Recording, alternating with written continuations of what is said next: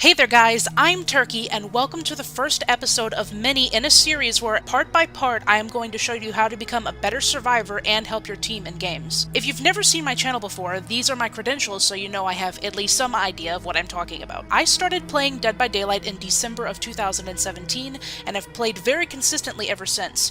As of recording this video, I have 5,300 hours and I consider myself a survivor main, though I do play both sides. My playstyle is drawing chases and playing offensively, but there are many different ways to play this game and many playstyles that you can commit to. But for now, let's start from the very beginning, just so you get an idea of how to start. When you first buy this game, there's a chance that you've probably seen clips of it or even watched some Dead by Daylight content creators beforehand, and it can be quite daunting getting started and seeing just how much you have to unlock, and seeing how good everybody already is. And for you, this game is probably really scary, which is a good thing. It's supposed to be. You might be thinking to yourself, God, where do I even begin? Well, I'll show you. The first thing you need to do is pick a survivor to play. When you first open this game and click on a survivor, you're going to see a list of free, already unlocked survivors that you can choose from. Each survivor has a different set of perks that you can unlock called teachable perks that, once bought, can be unlocked and used on other characters. There is a pool of free generic perks that are already unlocked and always unlocked that you can choose from, however, so don't worry too much about not having blood points to unlock everything just yet. There are a lot of characters that you can choose from who all come with their own advantages and disadvantages, from how large they are, how tall they are, how loud they are, and what they sound like. But otherwise, they're the same and it's just up to personal preference. None of them like run faster or do things quicker. They all have the same base speeds. There is Dwight,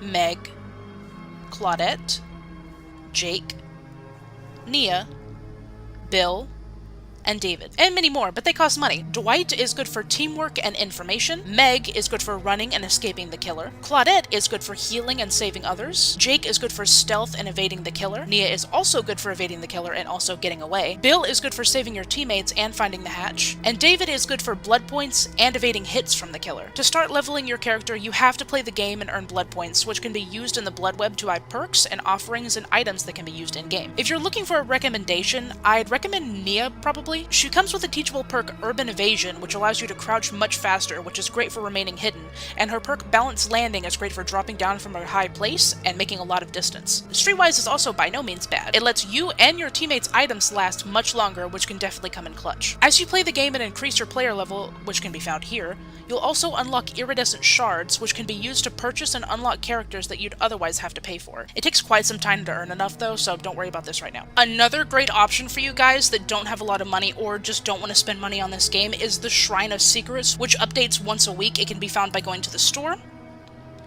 and then going up top to the Shrine of Secrets, and see, it resets in 5 days, but it gives you 4 random perks that you can unlock with iridescent shards, and they cost 2,000 shards each, which is a lot, but if you play this game quite often, as you see, you'll have a few shards to go around. It gives you 2 survivor and 2 killer perks. The perks that come up on here are random. There's no way to know what they will be, but in lieu of, for example, if you really wanted Distortion but you don't want to buy Jeff, you can instead just unlock Distortion here on the Shrine of Secrets and not own Jeff, but own his teachable perk. So if you don't want the characters but do want the perks, then this is a great way to get them. However, it is random. It could take weeks to months to even years before a perk that you really want shows up. So if there is a teachable perk on a character that you do not own that you really want, the best way is to either A, buy them with money, or B, save up your iridescent shards and buying them with those instead. And to completely buy a character and all of their teachables, it costs 9,000 generally. Though to keep in mind, loading into a public match and facing real players seems like a good idea, but with how inconsistent the matchmaking system is, there is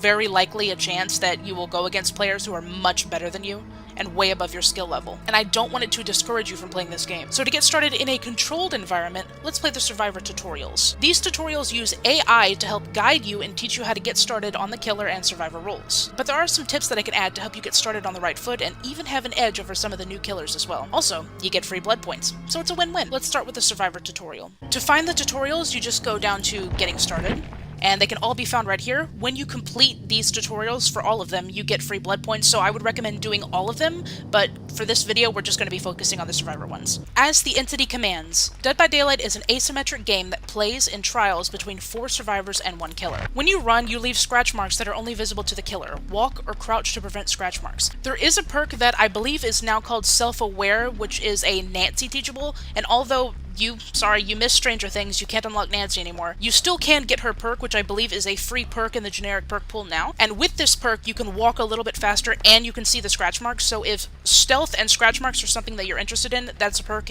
that you should probably look into getting. Scratch marks spawn the moment that you start running, and they fade away slowly after 7 seconds. Also, if you do see a window that looks like this with these actual like pointy spikes up, that means that the killer has some kind of vault or window blocking perk. There's a lot of different kinds that they could have. For example, Bamboozle, which lets them vault faster and block the window, and Claustrophobia, which when a gen is completed in an area, it blocks all of the vaults, which means that you can't run through this window at all. No matter what you do, you can press any key you want, you can't go through it. However, do you see like the black smoke coming up from it? If you see a window and you don't see these spikes and you only see the black smoke coming up, if you haven't vaulted through the window several times to block it yourself while in a chase, then that means it is blocked for another survivor. If you aren't the one who blocked the window and you see that black smoke, it is not blocked for you, it is only blocked for the survivor that abused the window. So if you only see the black smoke, you can still vault through this. Vaults can be performed faster while running, but this can alert the killer to your location. For the killer side, it makes a loud noise notification and they get a visual as to where in the map that this sound happened. If you perform a quick action at it, which means holding your sprint button and interacting with the window, it'll cause you to go over it quickly, and it makes a sound. Typically, whenever you are hiding from the killer and you don't want the killer to know where you are, you want to walk up to these and not hold your sprint button and interact with the window to slowly vault over it. Doing that does not alert the killer. There are a lot of different situations where making a noise and slow vaulting can come in handy, but generally, if you know that the killer is going to find you no matter what, and you're out of options, then even though you're not technically in a chase yet, then it's probably a good idea to go ahead and quick vault through a window to put an obstacle between yourself and the killer and make as much distance as possible. If you know that you're probably going to get found anyway, then there's no point in trying to remain stealthy. The best thing you can do is make as much distance as possible before the killer catches you. Also, if you vault over something and it blocks behind you, that can also be done with a perk called Hex Crowd Control, which is a trickster perk. You probably won't see it very often, but if that does happen, then it's a hex perk, so you need to go find a totem and cleanse it to get rid of that killer's power. And these are gens. This is your entire objective. You have to complete 5 generators and then go to an X gate to power it. When you're doing generators, it's important to know that you don't want to do gens that are too close to each other. So if you load into the match and you do a generator and you see one right over there that's like just right in front of you, why wouldn't you hop on it? I would recommend running past it and maybe even best case scenario going to the other side of the map, because gen spawns are random, and what can happen is that if you do gens too close together and don't do any gens on the other side of the map, what can happen is when there's 3 gens remaining and you need 1 gen left to do, this can cause a 3 gen scenario, which is very, very good for the killer. Basically, it means all 3 gens that you can complete are all in one area that the killer can stay in, and it makes it very hard to complete the last generator. So you want to spread out the gens that you do to avoid this from happening. This is what the skill checks look like, and this little white bar right there, hitting that will give you a great skill check, which will give you some bonus progression on the gen and give you more blood points. However, hitting skill checks when you first begin is kind of difficult, so I don't recommend going for these yet. Really, you just want to focus on landing on this part right here, this rectangle right here. As long as you land on that, then, you know, that's a win, call it a good day. Because if you do miss it, you lose a lot of gen progress, and it tells the killer where you are. So don't worry about great skill checks right now. You can practice going for those whenever you're in later games, but for now, just try to focus on hitting them. You don't have to go for the great skill checks. You get a notification beforehand before the skill check happens, so you do get a warning. There are some killer perks that can affect the warning sound that you get before the skill check prompt shows up. For example, a Huntress perk called Hex Huntress's Lullaby, which, just like Crowd Control, the Trickster perk, you just need to go find the totem and cleanse it to get rid of her power. Otherwise, it makes skill checks very difficult to hit. This is what a quick vault looks like. That is the very quick vault. There's actually 2 types of quick vaults. There is the fast vault and the medium vault. The fast vault is where you launch your body over it, and it's the quickest vault animation that you can get. To get a quick vault, you have to be running straight at the window, and you see at the bottom it'll say running vaults. That's how you know that you're going to get a quick vault. However, if you're up right next to it and you still see the vault, and I'm still holding shift by the way, it will give you a medium vault. You can, in some windows, you can force quick vaults that can help save your life, but for now, that's probably not something you need to worry about. If you're like running this way towards a window and the killer is a little far behind you, instead of just running straight for the window and hitting vault, take the time to just make a wide berth and then run for it, because it'll give you a quicker vault, and taking that extra distance is worth it for how much quicker it is, because this is the medium vault, which is still pretty quick, but see, not near as quick as the running vault, and I stepped in a trap. And this is the Trapper. He is also one of the free killers that comes with the game. And his power is setting bear traps on the ground that you can step in. To avoid these, you just need to look where you're going, basically. He can hide them in grass and stuff, which makes them hard to see. And also, you can crouch and walk forward slowly, and if there is a trap in front of you, then a prompt to disarm it will come up, just in case you can't quite see through the grass, because I know some of you guys play on low settings, or, you know, this game's just dark, so if you can also just crouch and look for traps if you need to. When the killer is near, your heartbeat gets louder. Yes, this is the terror radius, which there are many perks that can affect this, but if you hear the terror radius, it means that the killer is nearby, and some killers have bigger and smaller terror radiuses. If you hear a terror radius, then a good idea is to walk away from a generator if you're on a generator or near a teammate and hide. Especially if you're working on a generator that is almost complete, it's a really good idea to walk back and hide away from the killer finding you so they can kick it and run, so when they think, oh, nobody was on this gen, it's regressing now, and they leave, then you can hop back on the gen and finish it before the killer even knows what happened. There are some maps that are stacked, like two-story maps and things like that, where you're going to hear the terror radius more often than normal. It could also mean that they're on a different floor, which doesn't necessarily mean that you're in danger. That you'll be able to learn the difference with time and just playing this game, so you don't want to always hide from the terror radius, but generally it's a good idea. Wiggling is something that you can do to get out of the killer's grasp. I believe it takes 15 seconds, but if you hit great skill checks on your wiggle bar, which you're not going to see here because it's not in the tutorial yet, the wiggle bar skill check thing is relatively new, but you can get out a little quicker if you're good at hitting those skill checks. Generally, you're not going to wiggle out of the killer's grasp, but it's worth doing anyway, so the killer can't take you to a better spot that's good for them in the game, like the basement or a hook way off in the corner where your teammates have to go a far distance to get you. And this right here, they're going to show you that if the killer is carrying you and you walk through a pallet, a teammate can drop the pallet and save you off the killer's shoulder. And what they're showing you here is the killer already walking and just heading towards a pallet. While this does happen in game, it is very, very rare, so I definitely wouldn't take this and think that this is going to be happening to you a lot in games, because it's not going to.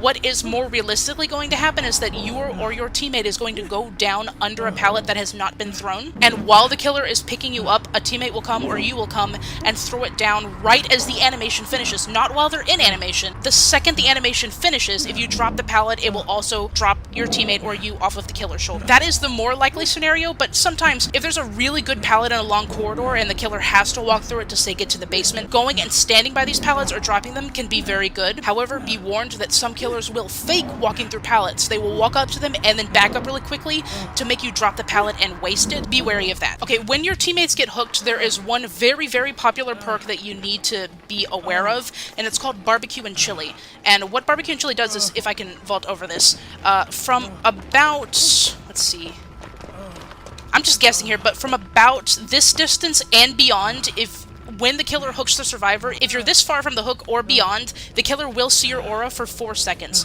So if you know that your teammate is going to get hooked from a faraway distance, what you can do is you can go into a locker and hide, because lockers completely hide your aura from the killer. But if you're close, when your teammates get hooked like this, then you will be too close for Barbecue and Chili to show up, so the killer will not see your aura. Lockers are a good place to hide, but be careful you aren't seen going in. Yes, lockers are very, very risky, and when you're trying to stay hidden from the killer, it's very tempting to get into lockers and hide, but a lot of killers who have very good game sense will see that you're nowhere around, know someone is there, and figure that you're probably in a locker. So I don't recommend getting in a locker unless you absolutely have to. I recommend just hiding the best you can outside of one, because if a killer finds you in a locker, they can pull you out and instantly pull you on their shoulder. No 2 hits, no chase, you're just instantly on the hook. So it's better to risk getting found than it is to get insta-grabbed, because what you want to do when you're being chased or found by the killer is waste as much time as possible to give your teammates more time to complete the gens. And also be warned about the blood that you leave when you're injured. That also, like scratch marks, stays around for 7 seconds and then fades, as you can see here. And this is what I'm talking about with the lockers. The killer, if he opens it and you're in there, you instantly go onto his shoulder and there's no chase, which is very, very bad. Outside of the tutorial, you should only attempt to unhook yourself when there is no other chance of survival. This is true. You have a 4% chance of unhooking yourself from the hook every single time that you try, and you get 3 attempts before you automatically not only go into second stage, but deep into second stage. When you get hooked 3 times, you die. The first time, there's no struggle or anything like that, you're just on the hook, it's a freebie. The second time you get hooked, you have to hit skill checks because the entity is trying to kill you, and the third time you are instantly sacrificed and you die. 3 strikes and you're out. If you're in a game and there are still teammates around and there's a chance that you can get unhooked, you never want to try to free yourself from the hook, because the chances are so extremely low that it's just not worth it. There are perks and offerings that can increase your chances, like the Vigo's Jar of Salty Lips, the Salt Pouches, things like that. They increase your luck to varying degrees, and the perk Up the Ante also increases your chances of escaping, which is an Ace Visconti perk. But even with offerings and perks to help with this, and even with the perk, which is a free generic perk called Slippery Meat, which gives you more chances and increases your chances of escaping, it is still very, very low. So unless all of your teammates are dead, you're all on the hook, like, it's just you left and your other teammate is slugged across the map and you just got hooked for the first time, then you do want to try to escape, because it's your only chance of winning the game. But otherwise, if there is a chance that you will be safe from this hook, you don't want to try unhooking yourself. But also, if it's just you and one teammate left, and you get hooked and the killer is beelining towards the last survivor alive, and you don't want your teammate to get caught, an option that you can have is killing yourself on hook on purpose, because the chances of freeing yourself are so low. You can attempt to escape 3 times and it will instantly put you into second stage. If you miss your 2 struggle skill checks, then you will instantly be sacrificed, which gives your remaining teammate a chance of finding the hatch, which is an absolute last case scenario of you just wanting your teammate to get out and you've just accepted that you've lost. Generally, don't try this though, because the chances are so monumentally low. When injured, you will make noise and leave a trail of blood behind you. Other survivors can heal you, just as you can heal injured survivors yourself. This is true. When you're injured, you make grunts of pain, which is what you can hear right now. They're hurting and they're bleeding, so they're not happy about it, so they're groaning. There are also perks that affect this, like Jake's perk Iron Will, which makes you completely silent when you're injured, which is an amazing perk that you probably want to look into getting. But while you're injured, you are very loud and the killer can hear you from pretty far away, and the only way to muffle these sounds without healing yourself is getting into a locker, but even then there is still a faint sound, but it's very, very quiet and will improve your chances of not getting found. But otherwise, what you really need to look for is healing. The best time to heal is when you do get unhooked, just so you can immediately get back into the fight, things like that. However, a lot of the killers, especially lower tier ones, will immediately come back to the hook and try to kill you again instantly after you're unhooked, so sometimes you want to run, but generally you want to heal immediately as soon as you can. Once enough generators are repaired, you can open the exit gate and escape the trial, which is true. Oh, and Meg's pointing at it for you. There are a lot of perks that affect the end game, one of which that you're probably going to see more often when you get to higher levels is the second that you start working on this exit gate, it's going to block completely, but with entity tendrils like you saw with the windows, and that is a perk called No Way Out. That means that it's going to be blocked for 60 seconds. Also, if you begin opening it and it's red, there is a perk from Freddy Krueger called Remember Me, which makes it take longer to open. And once the exit gate is open, if a killer gets a hook and they have a perk called Blood Warden, which is also a Freddy perk, it will block the exit gates completely and you cannot leave for 60 seconds. So you have to be very careful with exit gates. A very, very common strategy is 99ing exit gates, and you stop right as it's 99, just like that. Just very at the end, you have to be very careful. Don't worry about it not being completely full, because if you accidentally open it, it will begin the in-game collapse, and if the killer has Blood Warden or the killer has no edit, it gives your teammates less time to get out of the sticky situation. So you can 99 it, and then you can go back into the trial and start helping your teammates if that's something that you want to do. If you see your teammates running towards you, then you want to just come up and just tap it real quick and open it, and you can escape. Controlling when the endgame collapse happens is very important, because once this orange bar starts at the top, you have 2 minutes, if nobody is downed or hooked, to escape the trial or the entity will kill you. Once that timer runs out, you drop dead on the spot. So the ability to control when this happens is very, very important. So you want to try 99ing gates when you need to and opening them when you have to. The last survivor in a match can also escape by jumping into the hatch. The hatch opens when only 1 survivor is left. If you're in this situation and you can go for the hatch or you can go for an exit gate, if the exit gate is open, like literally this situation, if you have an option for both, I would always recommend the exit gate because it increases your MMR, which gets you into better games. However, the hatch does give you more blood points, so depending on what you want to do, it's completely up to you. If the hatch is in a bad spot, then it's not worth going for it because it only gives you 2,000 extra blood points, which isn't a lot. So to go for the gate if it's the safest option, but if you want blood points, just go ahead and hop through the hatch. Okay, there's one more scenario that I wanted to give you a helpful tip for that you're probably going to see happening a lot whenever you're playing games. If you don't manage to complete all of the generators and you're the only survivor left and you don't find the hatch in time and the killer closes it, the only way that you're going to be able to escape and win the game now is by opening an exit gate, and you have 2 minutes to do so. What killers are going to do is they're going to walk back and forth from the 2 exit gates that there are in a map and check on them to make sure that you aren't opening them. And when you begin opening an exit gate, there are 3 lights above on the top which will begin to light up, and they're very bright, and a killer doesn't actually have to walk to the exit gate. They can just see it from a distance, see that the lights are on, and know that you're there. So what you can do is go up to an exit gate immediately and instantly hide. Just not near the gate. Like, usually there will be like tiles and pallets and things around and walls that you can hide behind near an exit gate, which is where you want to go. You want to go somewhere out of sight and hide. If you can't see the killer and you don't have a perk called Spine Chill, which lights up when the killer is looking at you, then you want to wait for the terror radius of the killer coming to check on the gate and stay hidden, and the moment you hear them start to walk away, you want to instantly run towards this gate and begin opening it. Right before this bar reaches the A, so when it's on C, stop and walk away. I know even if the killer might not be coming, he might not be anywhere around, you might not hear the terror radius, I want you to stop anyway. And I want you to go and I want you to hide again. And when you see or hear the killer come and check on it a second time, and the moment you hear them leave, you instantly run back and you begin opening it again, and this time the lights will begin to show up, and the killer will have no idea that this gate has already been started. So while they're going and checking on the other gate, it gives you a less amount of time that you need to open this and improves your chances of opening it in time so that you can escape. By now the killer's probably heading back, he sees that you're opening it and it's too late and you're gone. And those are the basics on how to get started. Start searching for a match and get in there. Don't feel bad about dying often or accidentally killing your teammates. This game has an extremely high skill ceiling and it will take a lot of time and practice before you really begin to shine as a survivor. But I promise that you can get there. Good luck out there, survivors, and I'll see you in the fog.